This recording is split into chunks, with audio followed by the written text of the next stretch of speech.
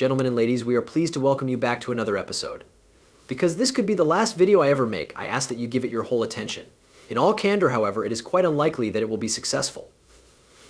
Despite the fact that everything is going to be fine, some really strange things occurred when I tweeted at the time. What's the matter? Listen to what I have to say. Everything will be crystal apparent to you, and you will be able to articulate your thoughts. It was 2 days ago when I told you that I found this to be quite humorous. Are you able to recall the particulars of the time when this took place? Brad Garlinghouse's statement that the United States was conducting an investigation into Tether caused the CEO of Tether to become angry. After that, I conveyed my conviction that Tether is an essential element of the ecosystem and requested that Tether defend its position, which is rather more severe than what Brad had indicated. Due to the fact that they are comparing it to FTX, and you are aware that I have already suggested that yes, USDT is going to have a very, very sad conclusion. I am not joking. In a matter of minutes, a few peculiar occurrences are said to have taken place. I sat down because that was the only thing I wanted to say about some of my belongings. In my head, I was thinking, there is absolutely no way at all for the purpose of this discussion. I will presume that you are aware of everything that has occurred since this tweet was sent. These individuals are really deranged. Therefore, you need to have a cautious attitude. Always exercise caution in everything that you do on the internet. In particular, in light of the fact that Lopen billionaire Froster has made his presence known and barred both his closest buddy and me. A block was just placed on me by Buddy, the CEO of USDT. Considering that I tweeted this, it seems like it was only a few minutes ago, or maybe even hours ago. You cannot assert that he did not inquire about Joseph. Did you happen to notice this? Exactly 22 minutes ago. Greetings, have you taken note of that? It is true that you do not need to be completely insane if you believe that I have moved on. Is acting in an unreasonable manner here. There is no doubt that these two people were preventing me from effectively communicating with others. The exchange was probably brief, and the tone was similar to that of someone who would block that moron. My voice is not quite as loud as it could be. It is true that I have 26,000 followers on Twitter, thus you should take them. I am looking for a method to show anxiety or concern about some of my tweets about their firm, and I am not sure whether the term intimidated is the appropriate word to use. I find myself trying for a way to express these feelings. Kindly share your opinions with me regarding the reasons why you would join together and block me regardless of the circumstances. Take a look at the comments area following this. I will refrain from discussing these idiots further down.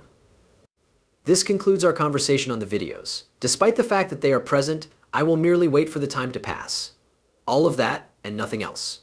Please take into consideration the viewpoint of this individual. Possesses no anxiety regarding the consumption of USDT. It is our firm conviction that the United States of America and Europe are not acceptable marketplaces for each other, and this person will comprehend the reasons behind this belief. Brad Garlinghouse, despite the fact that I have not seen this movie, it is of tremendous importance and is no longer accessible on the internet.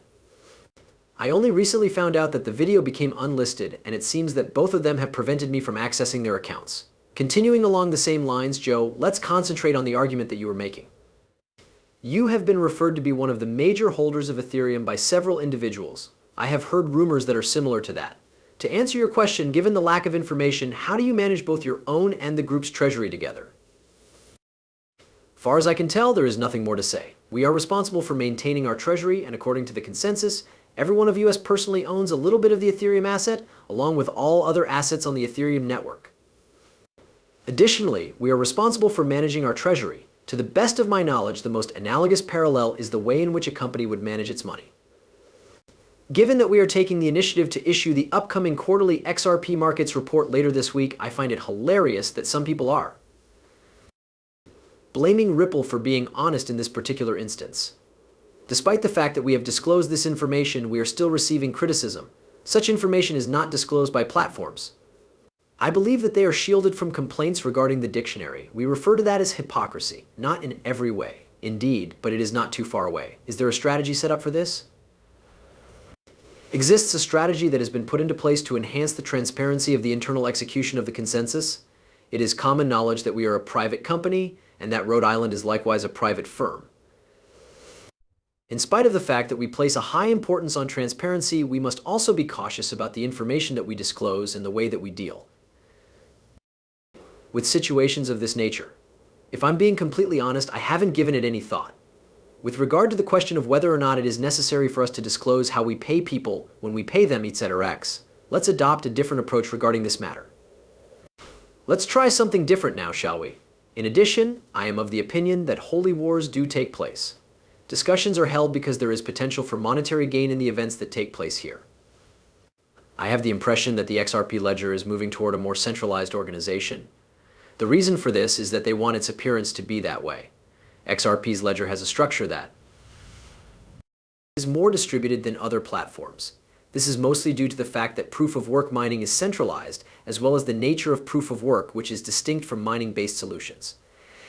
Indeed, this has taken place, particularly in China. You, Joe, since I am aware that Amanda will be thrilled if there is a slight disagreement, I am enabling you to step in and help resolve the situation.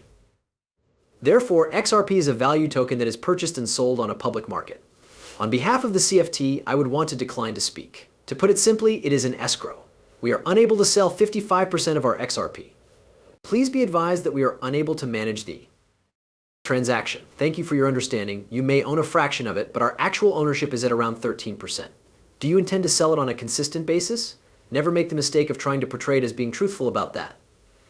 When it comes to transparency, how much do you sell us? Yes, I am aware that I seem to be talking about openness because I believe that it is essential for the growth of the industry as a whole. It is imperative that we retain transparency within the sector.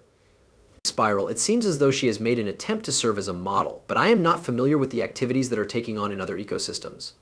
The fact that this circumstance does not result in any positive outcomes for the sector as a whole is something that worries me, despite the fact that Ripple's ownership structure is decentralized. This is also true for the cryptocurrency. In the event that the protocol is mining-based, then the form of centralization that is utilized is mining control rather than ownership. This insignificant aspect of the regulation of the ecosystem ought to be taken into consideration. Due to the fact that it is based on proof of stake, the ownership of the token is distributed across multiple parties. There is no denying that the notion of cryptocurrency liquidity could one day facilitate trustworthy global payments of considerable quantities of money. This is something that cannot be denied if we are talking about centralized mining.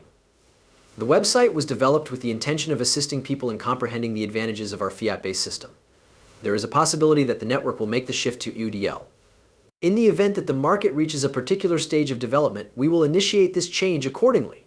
I have faith that you are a component of what we are constructing. After giving each token some thought, I have come to the conclusion that they are addressing genuine issues that can be appreciated by everybody. In the event that the token actually fulfills a function and offers something of value to a legitimate customer, then it will be valued